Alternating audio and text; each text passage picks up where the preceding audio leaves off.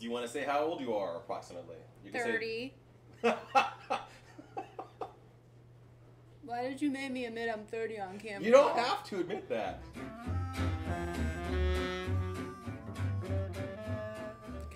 It's 22. No, I'm 30. It's cool. Pretty much over the course of my 20s, I was in a 5-year relationship, followed by a 2-year relationship, followed by 2 years of frantic dating, like 3 dates a week, nightmarish situation, which was the best of times. It was the worst of times. It was a Charles Dickens situation up in this. And literally, I used to say that dating is moments of infatuation, induced invincibility, punctuated by soul-crushing defeat after soul-crushing defeat. It's pretty awful. So I went on, I think, somewhere in the range of like 75 dates over 2 years. I mean, 75 different people, you know, more than one date with a lot of these people. And then dated somebody else for a year, and then he went like this and ripped my heart out of my chest and slammed it on the ground and stomped on it a little bit before leaving and never talking to me again. And I have recovered from that, got myself back out there, and met somebody else who is actually super cute, super sweet. He's making me chubby because he keeps cooking for me, but you know what? I like that. The camera adds 15 pounds, by the way. We're gonna go with that. That's what we're gonna go with right now. Now, I will say that after this bachelorette party that I went to this weekend, I am in the slow sexual group because I have never had a threesome.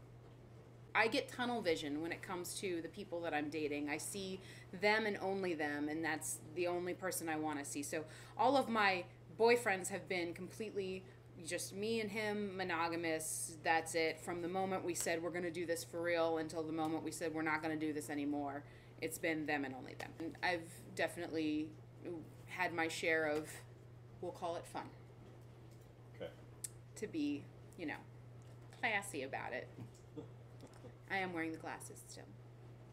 The glasses also make you look classy. Mm-hmm. We need everybody, and there's no higher goodness in the world than love. So the more we can cultivate that, the better. And as long as it's 2 consenting parties, I think you do what you want. I just say whatever floats your boat. Most of my dates in the period of time that I was doing my frantic dating came from various internet dating sites. I did Match.com.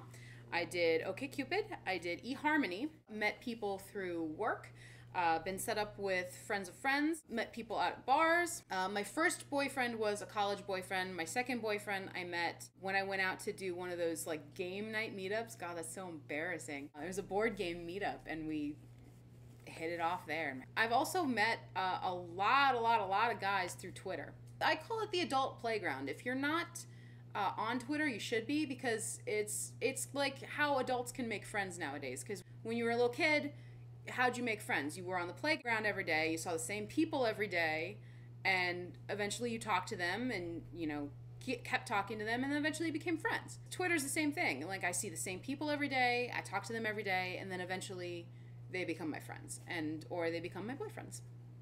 Some of my greatest qualities and some of my biggest flaws have to do with my ability to love. But you know what? I wouldn't have it any other way. Give people chances. You're like, why is this guy asking me out? I don't want to go out with him. Give him a chance. Can't hurt.